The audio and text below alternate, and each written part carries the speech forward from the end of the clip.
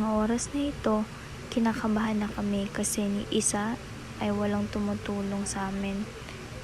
Dito, merong papasok na isang kagrupo namin na magpapanggap bilang isang mabuting tao. At titignan namin kung meron bang mabubuting tao ang tutulong pa sa amin.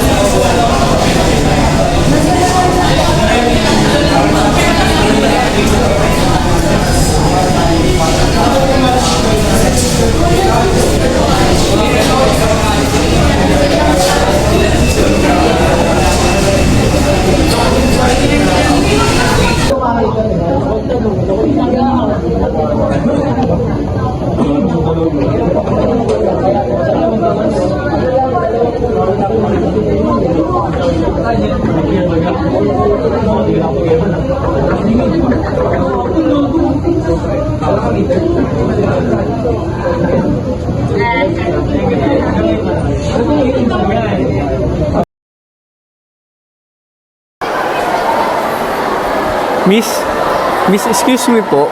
Baka meron po kayong kahit ano po, pang pamasahe lang po. Naubos po kasi yung pera ko. Pamasahe din ako, kuya.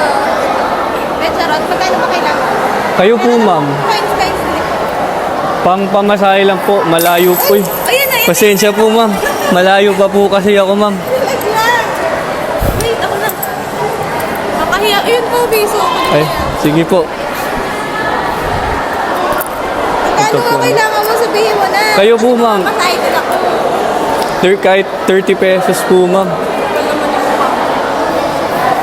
Grabe naman po kayo, ma'am. Bakit saan po ba kayo naman? Sa ano ba po ako? Kainta. Mag-MRT pa po ako, tsaka LRT po. Bakit kayo? Bakit ganun? Ito na po. 30 lang ha. Opo. Sige po. Thank you po, ma'am. Kita balik-balik ka. At dito na lang po, ma'am. Sige po.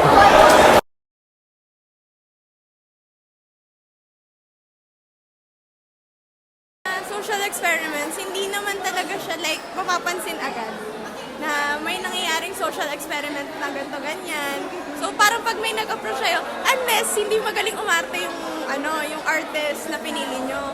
Pero hindi talaga siya pansin. So if halimbawa merong lumapit katulad niyan, yung kaklase nyo, lumapit siya sa akin pero since hindi ko naman siya kilala, so syempre, ang aanuhin ko, either magtatat ako kung bibigyan ko siya or hindi.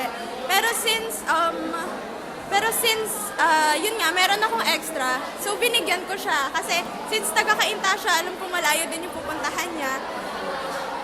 Nakaka-relate ako as a student na hirap din minsan kapag kulang. So ayun, kaya nagbigay na lang din ako kasi meron naman akong extra and kaya pa naman kumuha. Dapat, honestly, depende sa situation ng taong nilapitan nyo. Kung ang situation ng taong nilapitan nyo is like, katulad din ng situation ng lumapit, syempre hindi siya pa talaga magbibigay. Depende talaga sa situation ng taong in-approach or yung nabiktima nyo. Ayun.